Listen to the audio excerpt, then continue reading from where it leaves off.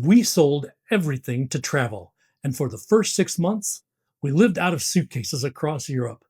We actually returned to the USA for a quick 3 week reset before cruising to Asia, where we've been for the last 2 months.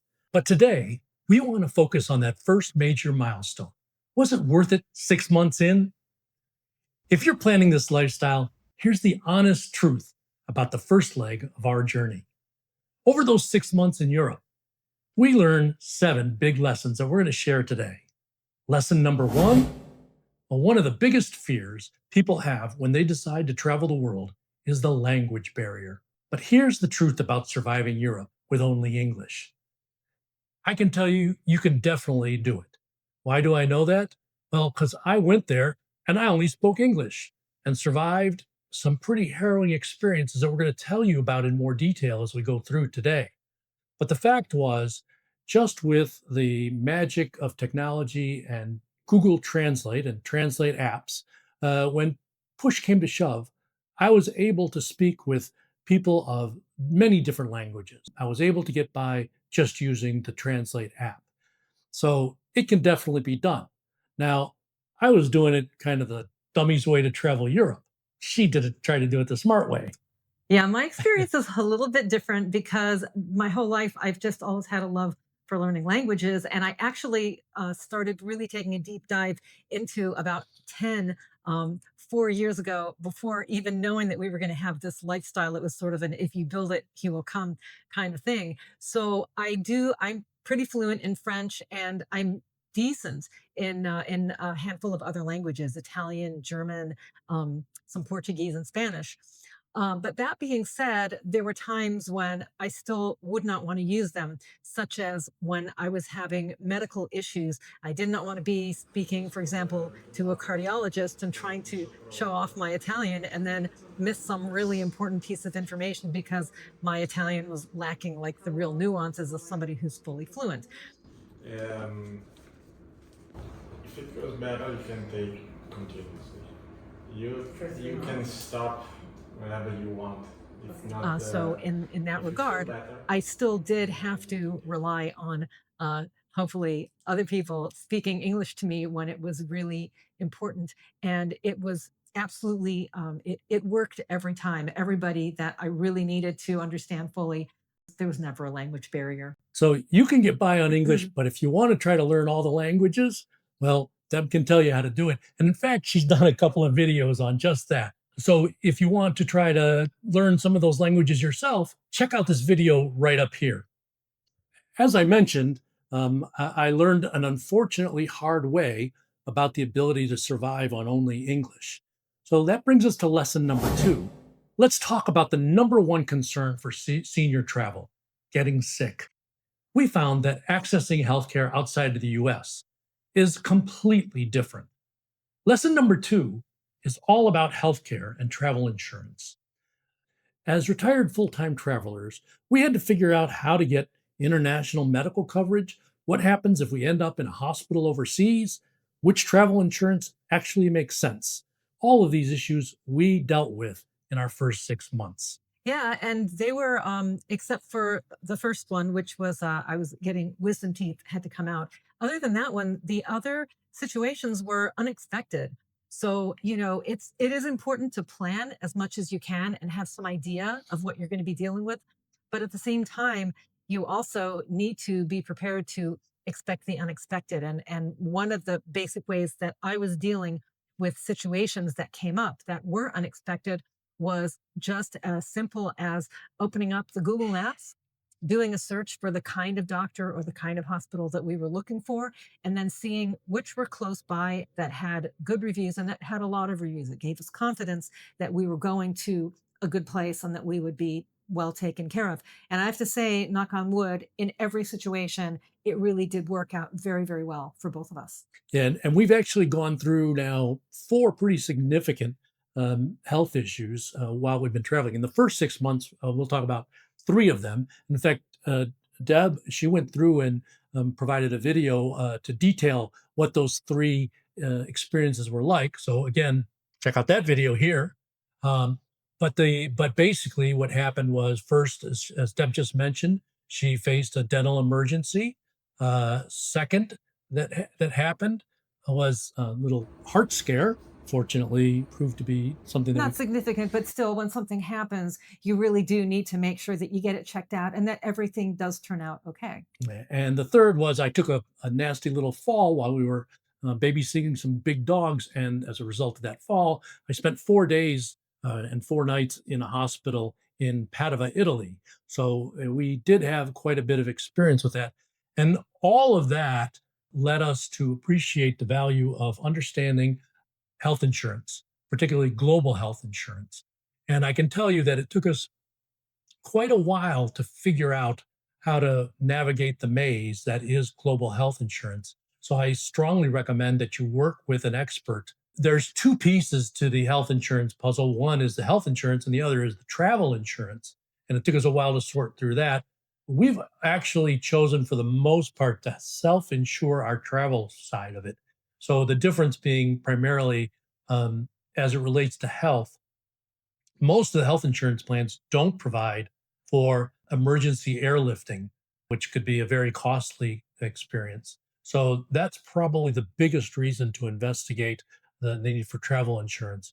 But one of the other ways to get travel insurance is through premium travel credit cards. And we're going to talk in a little bit about the lessons that we've learned about credit cards. So, health insurance and travel insurance are critical components, and we've learned the hard way about how important they are. If this is helping you plan your own nomad retirement, a quick like below will tell YouTube how to show it to more people like you. If you're planning on slow travel in Europe, there's one massive legal hurdle you cannot ignore, and that's the Schengen zone. Lesson number 3 is all about the 90-day Schengen rule, how it actually works, how we count our days so we don't overstay, and what full time travelers need so that they don't get fined or banned from Europe. In case you haven't heard, the Schengen zone is a region in Europe that encompasses about 29 countries right now. You need to know which those countries are because for them, you have a combined maximum 90-day stay per 180 days. So you do need to take notes and make sure you know how many days you have planned for. I recommend that you don't go beyond something like 87 because it's very important to have a buffer in case what if a flight gets canceled or train travel and you're going to stay there a day or two longer. Yeah, we were constantly looking at our calendar to make sure we were counting it accurately, and found Right. time and again what would happen is I would have one count, Deb would have another count. Very often Yep. we would have to reconcile the two.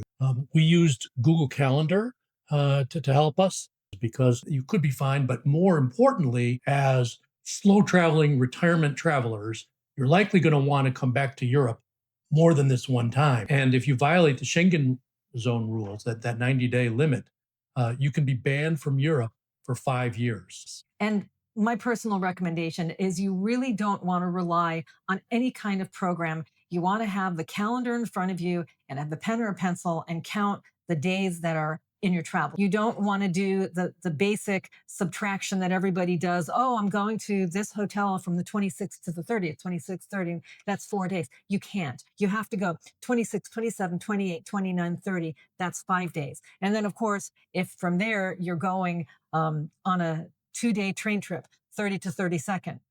Don't count the 30th two times. And the only way to really avoid that is count on yourself with that pencil and just mark day by day by day. To make full time travel affordable, you also have to be very smart with your wallet, not just your calendar. We learned to play the credit card game to stretch our budget.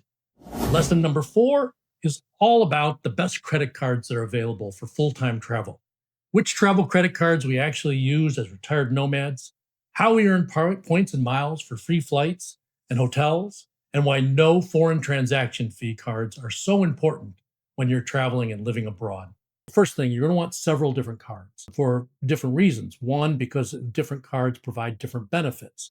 But two, the last thing you want is to be in Europe or abroad and have one of your cards not work and not have a backup. So, very important to have multiple options. You're going to want at least one premium travel credit card, a brand credit card like a hotel brand or two, and a general purpose card that's going to be able to give you your points so that you can later transfer them. Premium cards come with higher fees, usually north of $500 a year for their annual fees. But if you get the right card for your style, you'll find that you can more than get back the value of the fee that you've paid. The most expensive card we have is the American Express Business Platinum. And that one last year was 695. I think it's gone up to 995. But to give you some example, twice a year they give you a $300 credit to use at one of their what they call a fine hotel and resort collection. And that $300 credit applies to one night's stay in that hotel. And in addition, for that same stay, but they also give you another $100 credit towards use on the property. So primarily for food and beverage, for example. In our first 6 months, we forgot to take advantage of that. And so part of the credit card game is making sure that you've tracked your benefits and take advantage of the benefits. That's right. Make a spreadsheet and note the date that your card goes into effect so that you know which date by which you need to have completed your spend so that you get those hundreds of thousands of points that you want to get. And you also want to make a note of all the perks that you get and have that in front of you so that you don't lose a $400 treat like we did in our first 6 months. So that's the number one type. The number two type of card, these are lower type cards, but they're going to be mostly the hotel brands. You want to pick one or two at the most major chains that you want to focus on. The third kind of piece of information to keep in mind when you're selecting your credit card is you want transferability to multiple partners. Chase has a group of credit cards that meet that criteria, as does American Express. Capital One is another, and Citibank is another of the popular cards that have multiple partners that you can use. So what we did was we specifically got American Express cards, we got IHG cards, and we got World of Hyatt. Well, now we are absolutely reaping those benefits because it has saved us an enormous amount of money, probably in the thousands each month. We're sharing many of the lessons we learned from selling it all when we were in our 60s. If you're planning your own escape, subscribe so you don't miss any more of our tips and lessons. Lesson number 5 is all about eSIMs and getting reliable internet service abroad. How we kept our phones connected in every country, which setups worked for us, and how we avoided surprise roaming charges as full time travelers. The single most important technology item that we packed or purchased for our travels, unquestionably, was the eSIM apps that we learned to use.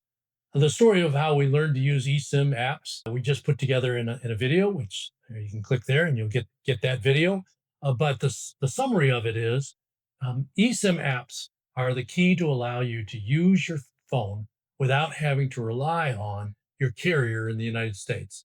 If you use Verizon, T-Mobile, Sprint, any of the major carriers in the United States, you're going to have to pay a very significant premium to keep that phone number and keep using that carrier exclusively when you want to use your phone number abroad.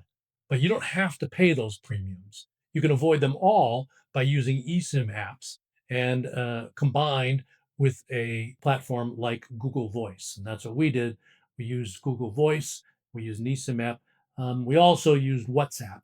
And those three things together allow us to not only continue to use our phones abroad without having a premium, but actually cut our fees down from we were paying $153 a month. Now we pay on average about $40 to $50 a month, and that's to have both of our phones. So can't say enough about how important a lesson it has been to learn how to use the magic of eSIMs to make our phones work. Yeah, and by the way, right now, WhatsApp is actually the second biggest social media app in the world. The only thing that's bigger, I believe, right now is Facebook. So if you don't already have it, I suggest you get it. It's free. And I am seeing, even in the time that we have begun, since we have begun our travels, that it's becoming more popular everywhere. And you can call many numbers, including foreign numbers, and there is no fee. So you should check it out if you don't already have it. We've realized that travel in retirement is not a vacation. It's a lifestyle. Lesson number 6 is all about slow travel rather than fast travel. What happened when we first tried a little bit harder to see it all, and how we eventually started really slowing down, and what an effect it had on us, how much calmer things were. Fast travel is great if you're taking a weekend getaway or a week or two in a foreign country. But when it becomes your lifestyle, you simply don't want to be packing up every couple of days and going somewhere else. It'll wear you down over time. And on top of that, it's a lot less expensive when you're not constantly traveling. And it's so much fun. And it's a wonderful way to really experience where you are. And remember, this is what you're going to be doing for life. That slow travel is the game changer that makes everything possible. But it was really hard to say, hey, we'll just stay in one spot for a bit. And we don't have to see that next great city. Not today. We don't have to go to that fabulous cathedral tomorrow. We have time. Like I said, it was Right. really, This is your life now. It's not a vacation. So you don't have that once you let go of the feeling of I have to do this, I have to do this, you're going to have a great time. It is really wonderful, and it's so true that it just seems like pretty much every day that at some point one of us says, I can't believe this is my life. yeah. It's incredible. Looking back, our only regret is that we didn't start sooner. This lifestyle of travel after retirement, it's entirely doable. Lesson number 7 is all about our biggest regret. Why we spent years saying someday, what finally pushed us to sell everything and go, and why, looking back, our only real regret is not becoming nomads much, much sooner. We knew that it existed. I think probably most people in the United States have it's occurred to them at some point, this thought of, well, I have, an okay amount of money in the United States, but that okay amount of money becomes a lot of money in all kinds of other countries. And, on paper, it looks like this ought to be possible. And then you go about your daily life, and you make your food, and you go to work, and you pay your bills and whatever. But it was a big leap for us to go from just having this thought whirling around in our heads to actually do it. And that's when you realize, you know what? It's not just good for being on paper. It really works. Thanks for spending a little of your day with us. If you're still here, you're probably serious about retiring to travel. This video right here is the story of how it all started for us. It's how we sold our house, chased the dream, and what the reality actually felt like. Tap that next. And if you're thinking about your own nomad retirement, hit subscribe while you're here.